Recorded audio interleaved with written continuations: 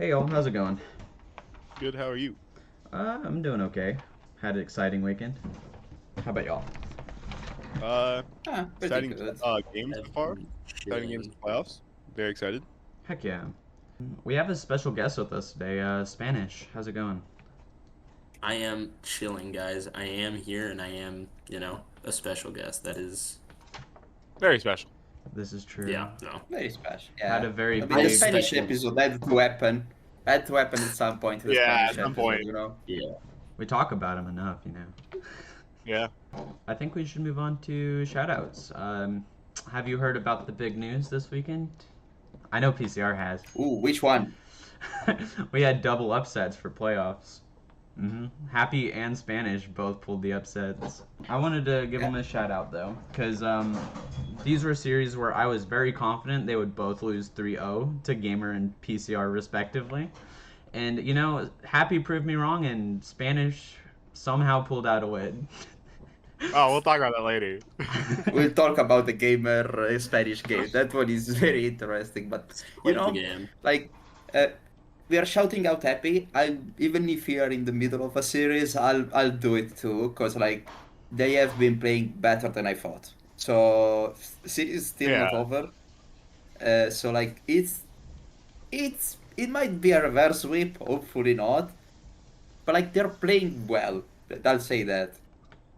Oh, for sure. I think the entire series, I've seen Happy really pushing you to your limits. Like especially in that first game, you could tell he really wanted it, right?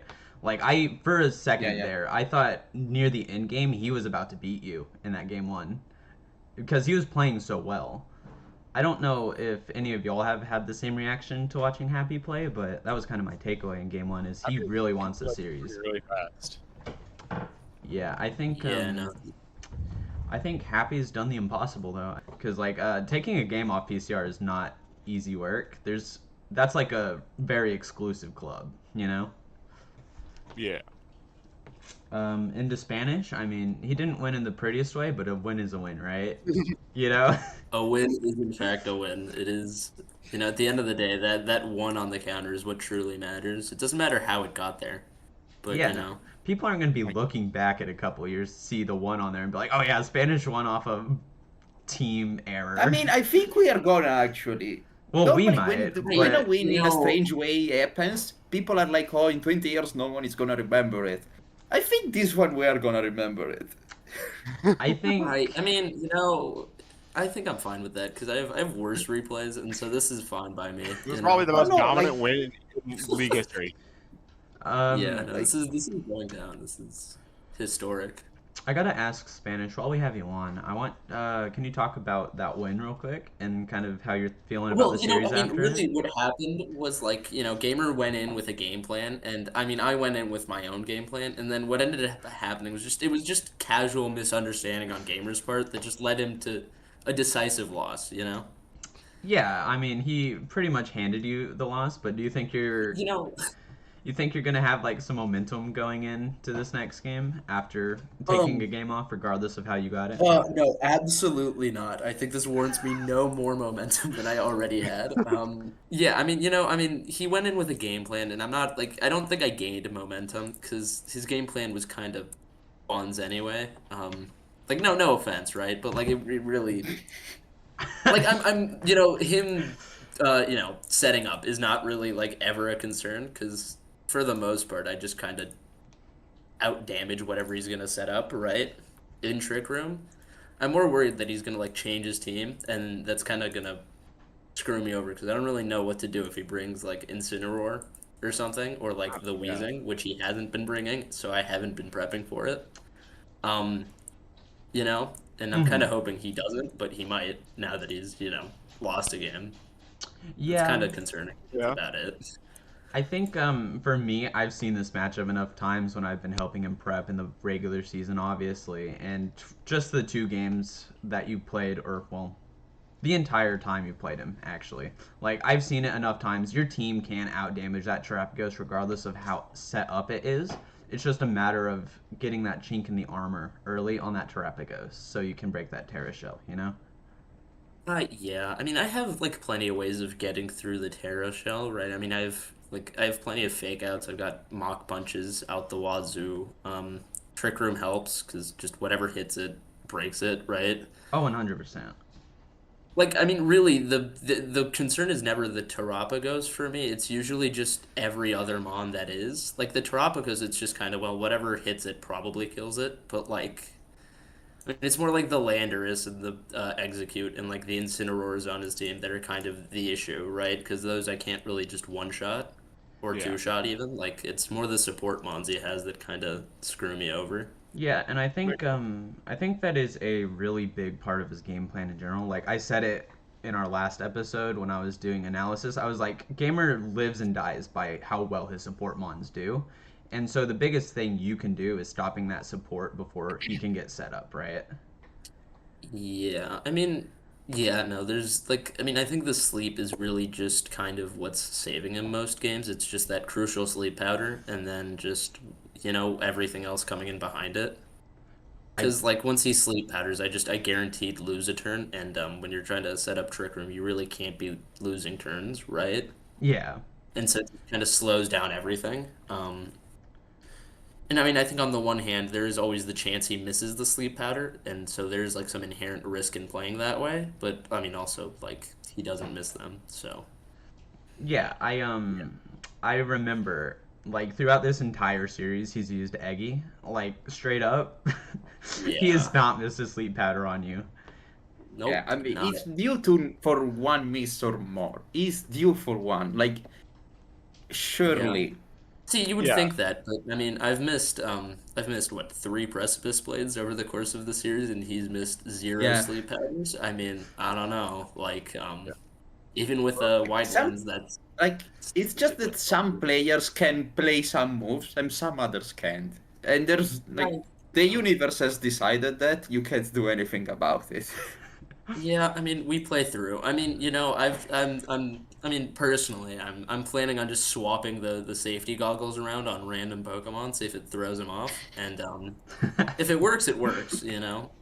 And if it You'll doesn't never work, well, I catch mean, you. it wasn't working before anyway, so it's gonna be really infuriating when like I like read that he's gonna sleep powder it, and then I swap in the goggles mon, and then he misses it, and that's the only miss he's gonna Yeah. get. That's gonna suck. But Okay. Real quick, before we go to the next part, for those who don't know, Spanish won off of a baton pass because baton pass is illegal. Yeah.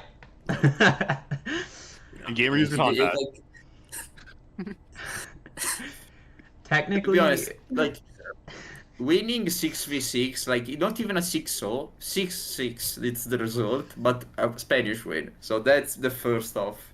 I mean, In- like it really That's was the the first. resilience and effort that just paid off in the end. yeah, you really willed that Like, into existence, and I can't imagine how much luck you used in your luck pool for the year just off of that I alone. mean, I've been running on the assumption that I just have 0 luck anyway, so this doesn't really change like anything. Like I already miss like every important move anyway. Yeah. Like I mean, for long-term fans of the league, I've missed just about every important ground type move ever, and so Yes. I'll continue to miss them. So I'm not worried about losing my luck. If anything, it might be good to lose the luck. Understandable, to be honest. Yeah.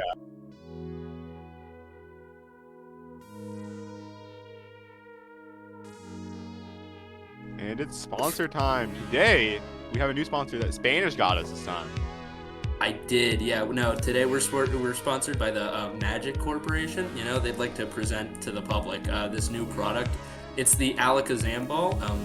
It'll be in stores near just about everybody.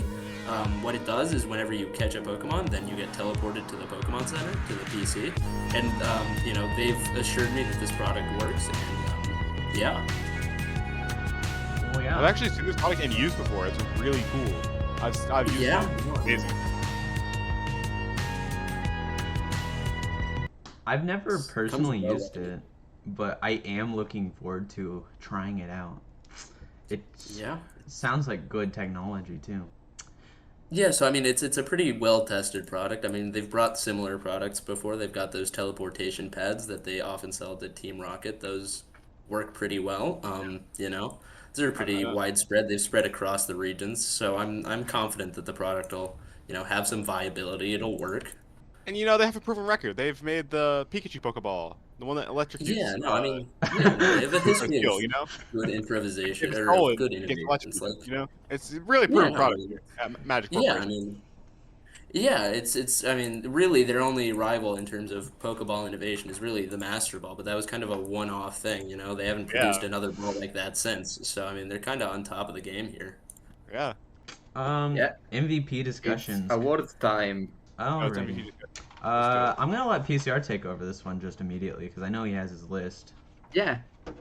I mean, I have my list for awards, but like I think we can start with I think the two easiest ones I think are those two, especially the second one. But like the first award, probably the most important one, the most prestigious, is the Coach of the Year. Oh, for sure. And like I'll start. I mean, it's just Pepper for me. Like it's just how can you vote someone else? I have no idea. Like to be honest, it's just Peverell. He went 8-2 in the season, losing one game by technicality because he didn't play it. Like it's just good. Like what can you say to him? Yeah. I think for me, this was a season for Peveril where I was like, okay, he had an amazing season last season. He only lost 2 games all season, including postseason, and it was to the same guy, PCR, of course. But I thought this season he's not gonna have as much leeway with his team comp compared to last season. I thought he was gonna have a major backslide, and he's still only lost 2 games this season so far. Shout outs to him. He did a lot of good drafting. He did a lot of good trading up in the draft too. He's had a phenomenal season in and out just throughout the entire thing. That's how I feel about it though. I think Pevro's kind of just he should be winning Coach of the Year. I think that's just I had a different coach. I honestly had 2 people voted for Coach of the Year until the last game of the season with PCR Peveril, because that was the last match for Coach of the Year for me. Mm-hmm. That match decided Coach of the Year for me. I think so. I think a lot of people's eyes were on that last match because whoever wins that, I think you just have to give them the award at that point. Because they're both 7-2 at the time. Yeah, and it was just they both had amazing seasons. They both drafted amazing, being top 2 bottom picks in the draft the entire time. You expect a little backslide there, but no, they just locked in. Yeah. Who do you personally have, Spanish? I mean, I've been a Peverell investor since day one. I did feed him a Pelipper in the hopes he would just win it all. So I do have Peverell winning it. So yeah, I'm hoping literally no one else competes. I'd love to see PCR win it, but I've got an agenda to push here. I can't have some random winning this. I can't risk Gamer winning this. I can't and I mean I've heard some shouts for Lily Cove to win it because they had the highest offensive record. I think that's absolute nonsense. Personally, it is just between. They're here for another award anyways. They're getting another different award anyways. They don't need this Yeah, one. no, they are. They definitely don't deserve Coach of the season. I think they should be on pretty heavy. It's pretty. They should be a pretty heavy fraud watch. I mean, they lost to me and Gamer, who neither of us are the pinnacle of good, right?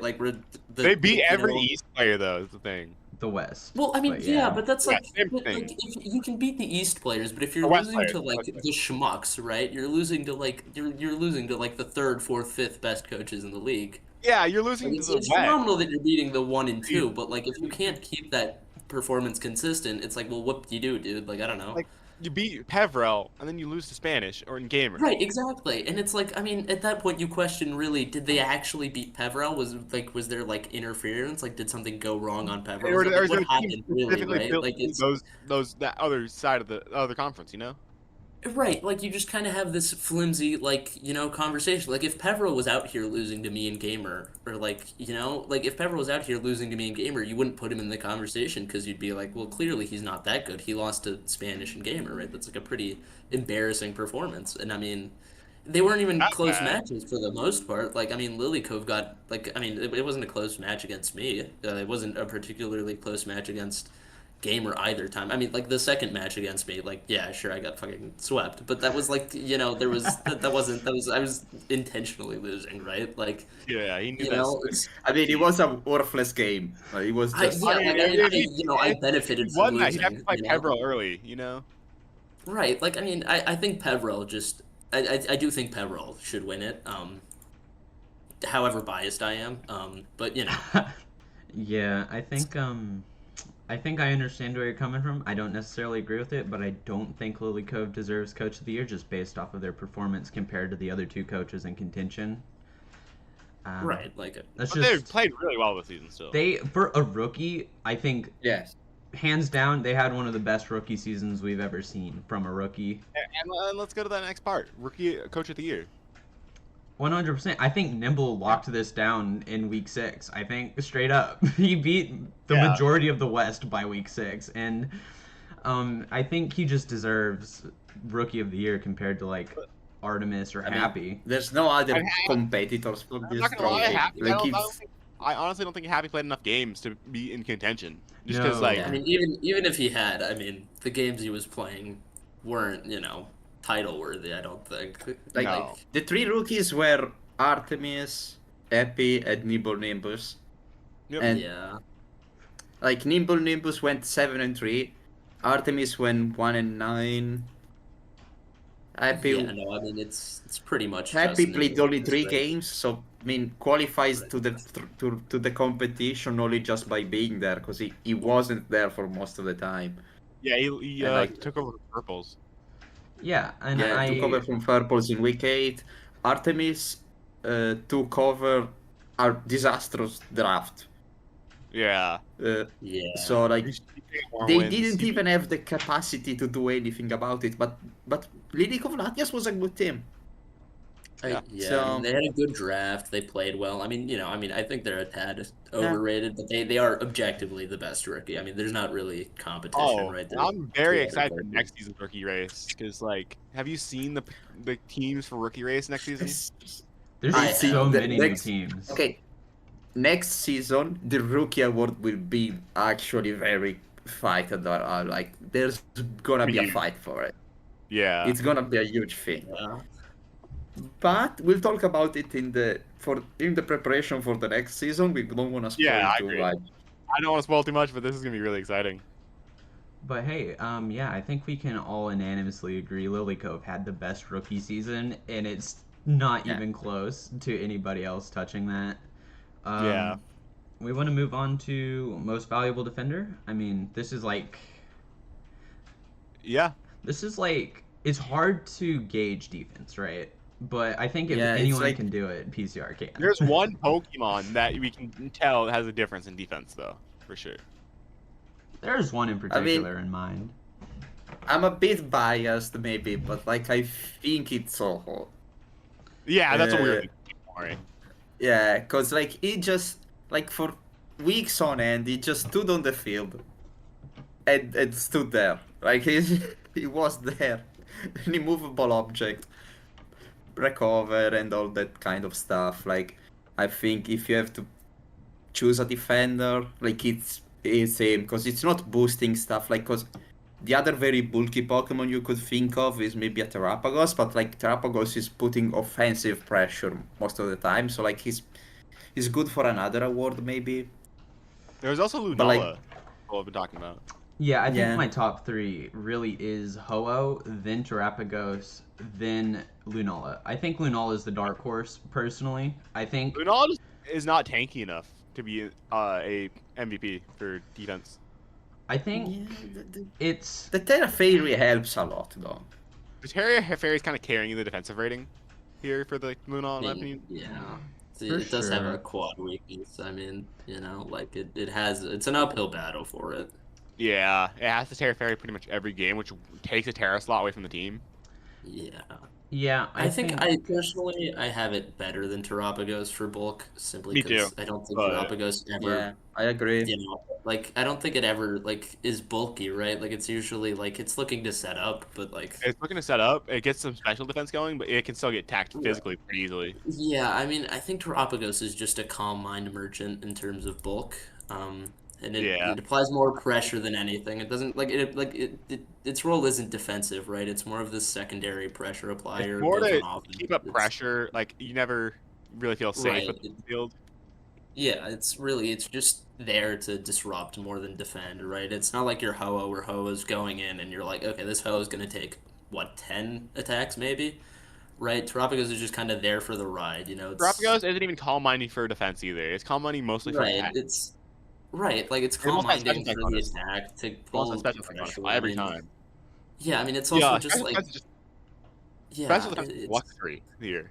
right. It just I mean, I don't know, it protects way too much for me to consider. Like I mean, it protects like what, 4 times a game? Like that's Yeah. insane. Like that's not a defensive Pokemon. That's someone who like I mean it's a really well played Pokemon. He reads the Yeah. protects really well. But I mean I don't.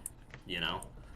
I It's mean not. I'm a It's not for hater. defense. It's for But keeping alive. I think for me, yeah, between Ho-Oh and Terapagos, I do believe both of them put immense pressure on the field, but their roles are different. So it just Oh, for depends. sure. It yeah, depends no, on what yeah, you value in a defensive mon. Do you value like the good support that Ho-Oh offers with Sacred Fire, Recover, and all that Tailwind, or do you value offense with just that pressure on the field? You know. Yeah, and that offense isn't part of the defense. That's why I think that Ho is way more defensive. That's why. And when you look at like the metric stats that we have, right? You have Ho-Oh played 9 games, Terapagos played 10 games. If you take all of their stats into consideration, Terapagos is just the better offensive Pokemon overall. Because I think, correct me if I'm wrong here, PCR, but I think Ho-Oh is better at just setting up KOs for other Pokemon on that team. Yeah. Yeah. Yeah. I mean, the team is like built around like putting things in range for someone else. You Yeah. know? And I Like think get a burn if needed on a physical attacker, put Tailwind to help someone else, then get the kill. mhm. It's like yeah. I It can do damage, but Correct me like if I'm wrong. it's more like I'm gonna help you with that damage more than I'm gonna do damage. Okay. Mhm. So correct me if I'm wrong, but I'm pretty sure Ho-Oh was the reason that PCR has the highest defensive rating of the season. This is Yeah. true. I think Ho-Oh, it's a much better setup defender than it is a KO defender like Terapagos. And really, it just comes down to preference here. Like, if you like that traditional defender slot a little better than like the more offensive set that Terapagos requires to run, I mean, it like I said, it's just two sides of the same coin, different roles in the defensive slot, right? And you know what? I think the award is for the traditional defenders here. I think for me personally, I'm definitely pulling for Ho-Oh. I can Yeah. respect the traditional defender. It's setting up KOs, it's taking up space on the field, and it's really offering good support. It's the best Yeah. of that traditional defense, you know? It's the embodiment of defense. Oh, 100%. Like I'll say, when I picked Oho up before the season, I didn't think he was gonna be actually this good. And I was like, oh wait, it's actually useful for something. I can Yeah. respect that Ho-Oh was being nice. like the perfect facilitator for your team. Like, there's Yeah. something beautiful Yeah. about your draft and just how it interacts with each other. I think you've really unlocked its full potential, I will say. Yeah, I agree. yeah.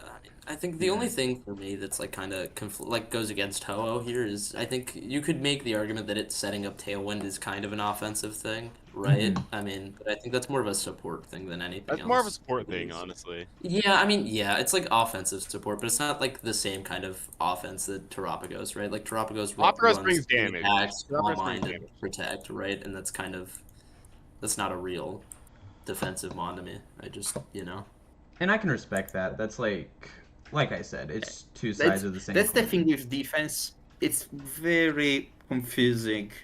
Like everyone has a different idea of it, and none of them are wrong. Exactly. Right. I think maybe give it like 5 years, maybe the season or maybe the league adapts, it evolves, and maybe we consider Terapagos more of maybe that becomes the norm on defense, right? But I think until that happens, I Yeah. think it's just And out of the and if we question. see that, we'll see a much more offensive league then. Oh, For for sure. Right, yeah, sure. we won't see this Ho-Oh doing what it would be doing now if that was the norm, right? Yeah. It'd be chased out of the streets. So, The role would be like obsolete at that point. right, I mean, you'd probably be running choice specs Ho-Oh if anything at that point, Yeah. your band, I don't know, whatever you run on Ho-Oh. Yeah, I think we should move on to most valuable supporter next, and then Yeah. after that we'll get on to most valuable offensive Pokemon, and then we'll do MVP. That's the Yeah. big one. I'll, But Yeah. support for yeah, now. I'll throw some names for the MVP because I did 7 candidates basically for the support role, and then we can talk about them. But Hmm. I'll say after I say all of them what are my favorites for it.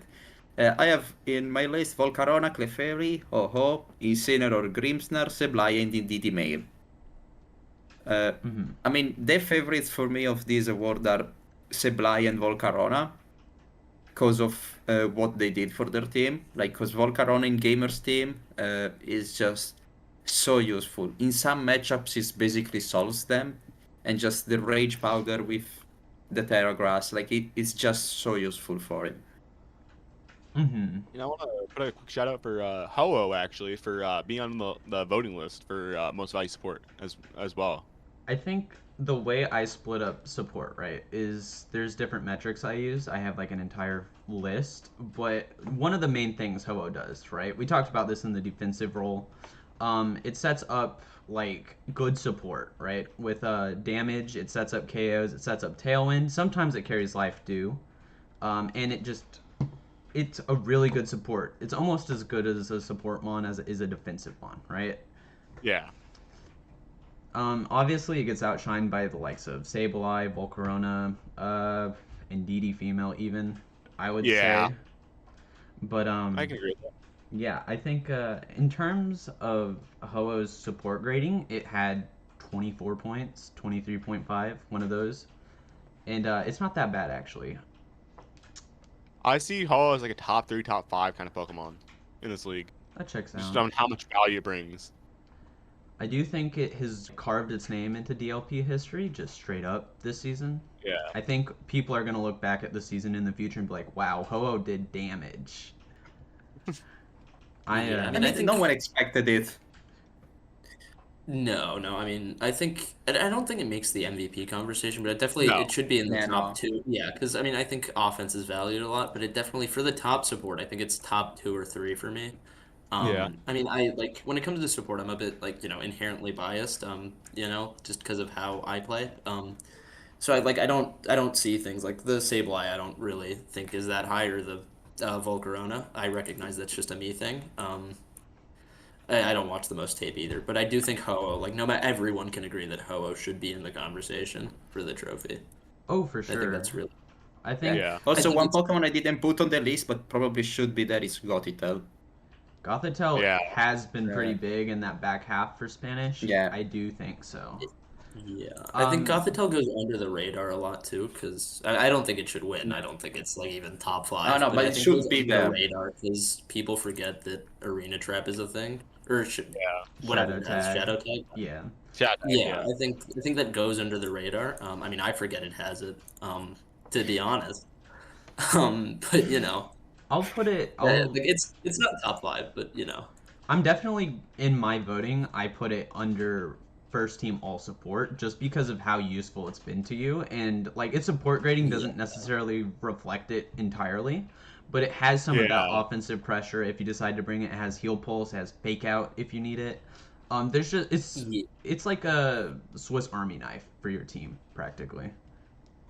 Yeah, it fills in a lot of those gaps that the other Pokemon on my team don't fill in because Indeedee Male I don't really use for a bulky thing. It just it goes very much more the offensive route, and so I think Indeedee does a good job, or not Indeedee, Gothitelle does a good job of just filling in the gaps because I don't really have that much of bulk in the back.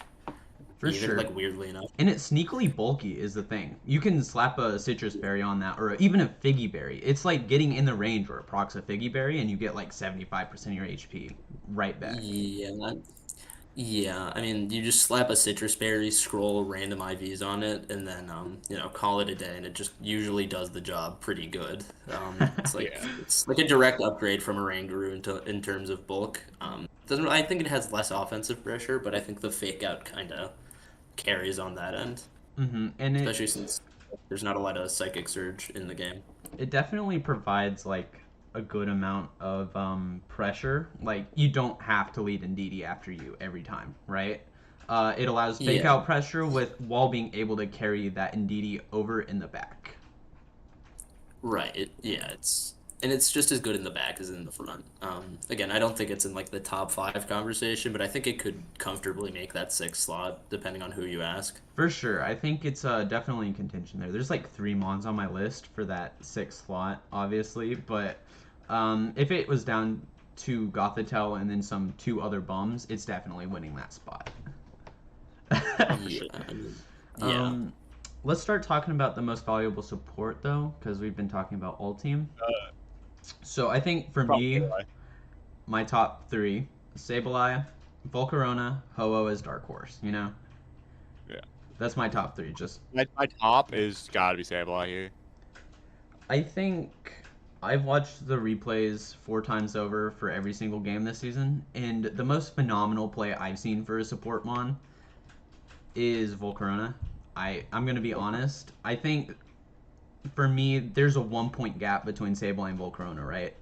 I'm going to be giving that in my vote to Volcarona just because of how flashy its replays are, and like Sableye, it's doing what it needs to do. It's surprisingly bulky once it gets screens up, so I will give him a shout out for that. Being available is the best thing for a team sometimes, but Especially for sure, especially in the team comp that is in for Montenevera, having that bulk there and being able to just consistently set up screens 2 or 3 times a game is very important.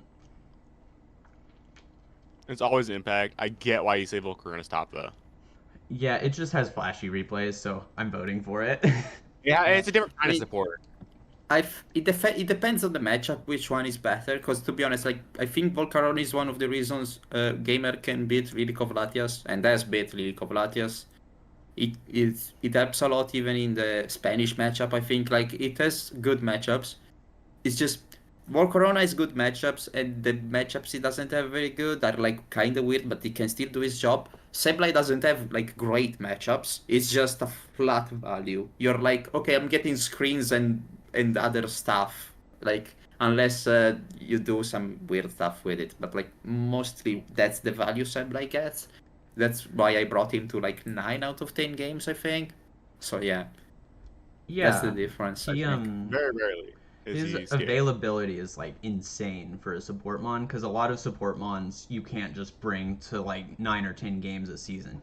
That's like a lot of them have bad matchups that you just can't bring them to. Yeah, that's why I value Sableye over Volcarona personally. Is like availability. It's always gonna be there, pretty much. Yeah, and I can respect that. I think the other big thing, I mean, I don't personally, I haven't watched like the most tape, but I've watched some, and I think Volcarona just kind of does the same thing a lot. Like, not always, like, right, but it's a very, like, it's consistent, like, you know what you're gonna get out of it, and I think Sableye having that, like, just that, versatility, right? It can kind of do a little bit of everything. It can Thunder Wave, it can Will-O-Wisp, it can, it can fake out if you really want to. It gets screens. I think that versatility is really what pushes it into the top 1 for me, personally. But I can understand having Volcarona up there, too. Yeah. It's a really close race here. For sure. And Yeah, it's support is one of the closest awards. really going to come down to what the people decide. Like, straight up, like, I gotta be honest. I don't think people are going to value Volcarona as much as I do, but I can respect Sableye winning it. Like, it's done so much for the Montenevera Hammers, and regardless of its skill ceiling, its floor is just high enough to be good into every matchup, regardless. Alrighty. Let's cover first team all offense and most valuable offensive Pokemon. Okay, I've made a list for my offensive team, but like the thing is, with offense, like there's a lot of offensive mons in this league, so I had to cut some out, but I can, I will try to remember them to give them a shout out. Hmm. The seven I chose are Kali Shadow, we have Zacian Crown, Kali Ice, Chiyu, Urshifu Rapid Strike, Lunala, and Terapagos. I didn't put here Groudon, but if I had one more spot, it would be there. Hmm. Like there's so many offensive mons. If I go and open the Excel sheet with all the stats, like I will find another one and I'm like, oh, that's also a good offensive mon. There's so many in this league. It's complicated to choose only seven, I'll be honest. Yeah, and I For like your sure. decisions. But my one thing I'm confused about is Urshifu Rapid Strike. I don't think it deserves it personally. Yeah, I was looking at your votes with Spanish and KBR, I think, yesterday, and we were all kind of confused on the Urshifu Rapid Strike. If you could explain that a little for us. I mean, it's just uh, it's just attacking and ignoring everything that happens on the field is just too much value. Like, cause like ignore protects, ignore intimidates, cause you can create. Uh, Paired with Kali Shadow is completely absurd, cause like, oh, you can't, like, if they're both on the field, you can't even try to, oh, I'm wild guarding for the Kali Shadow. No, you're dying from Surgeon Strikes now.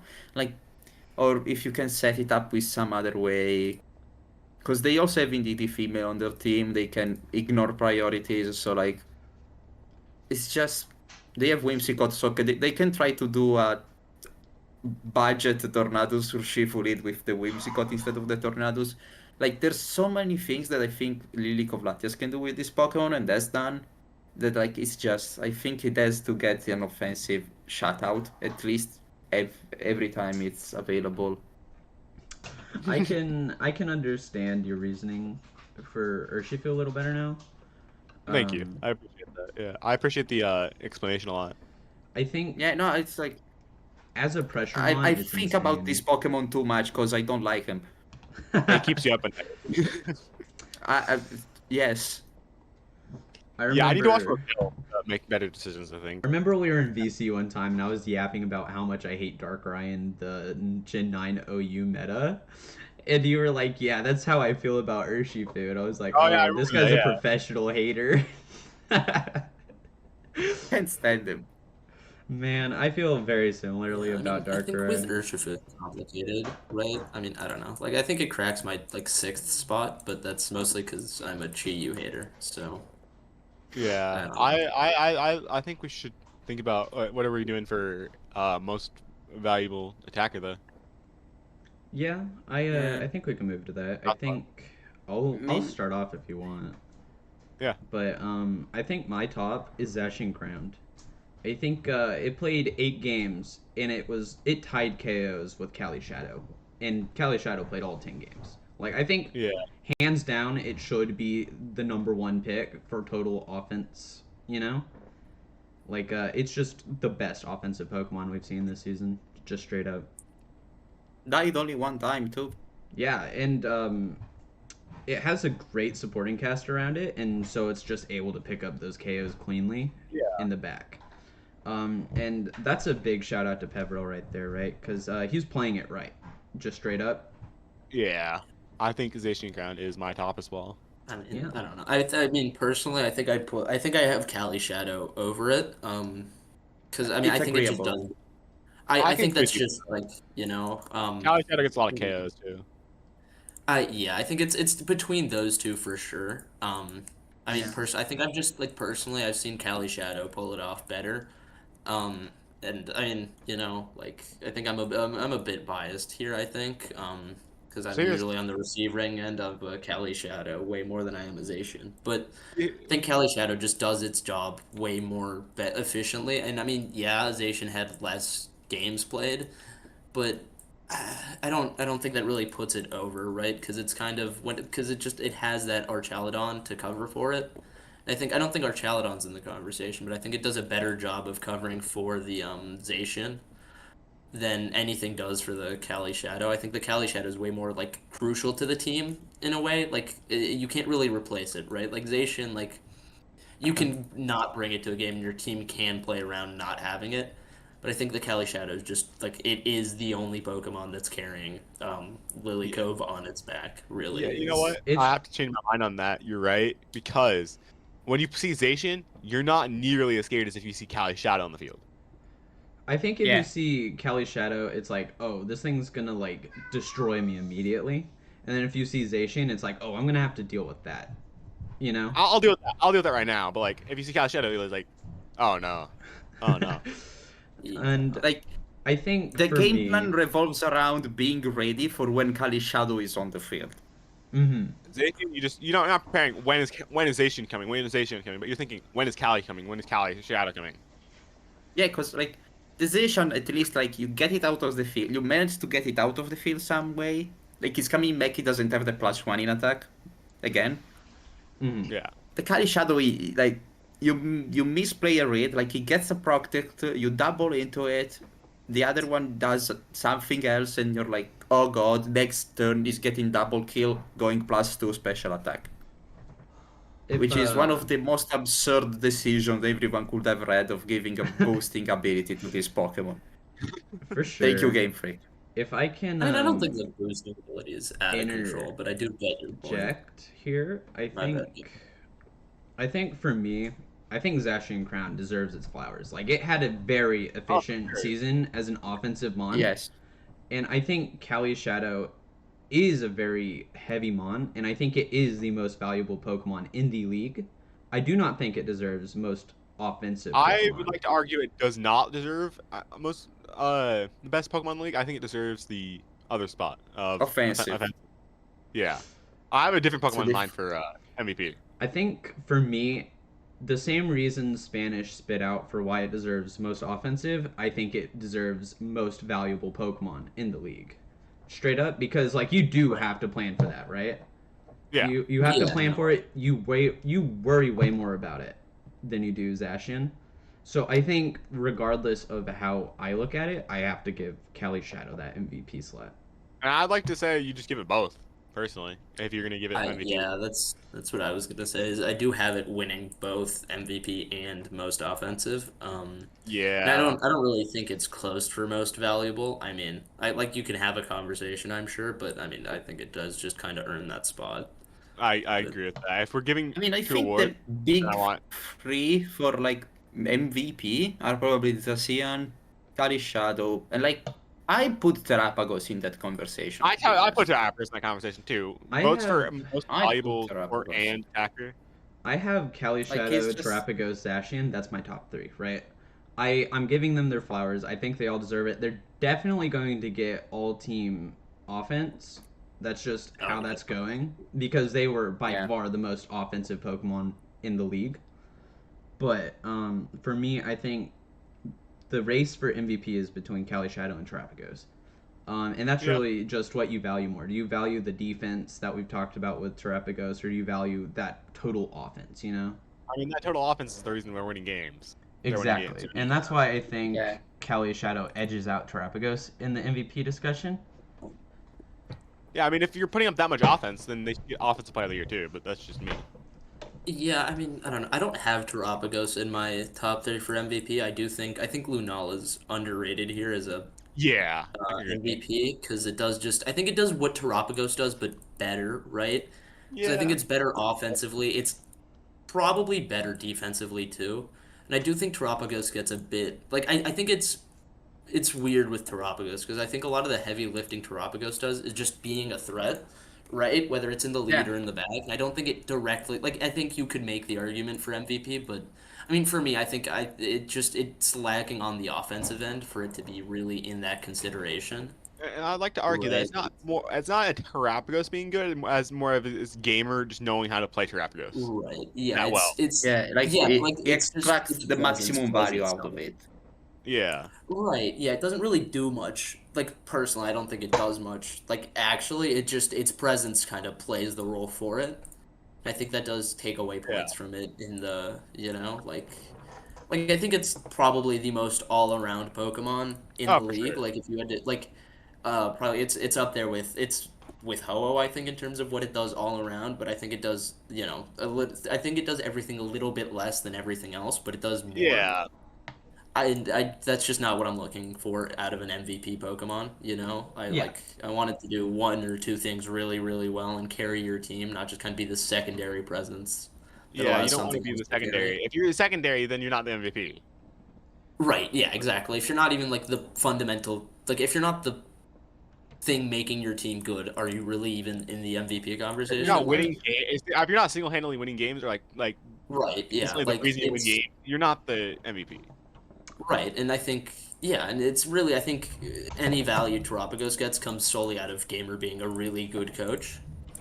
As Yeah. much as like it infuriates me to say this, it is just Gamer carrying this Pokemon on his back across the Yeah, I mean, finish line. he plays VGC with this guy. He's it's Right, favorite. yeah, like Yeah, I but think it's just. he might have the most experience with any one Pokemon out of anyone in this league, and Oh yeah, it really 100%. shows the way he like manages to just like he controls the game, but he doesn't win the game with Terapagos, right? He wins the game around it, and I think that's really what edges Yeah. it out of the race for me.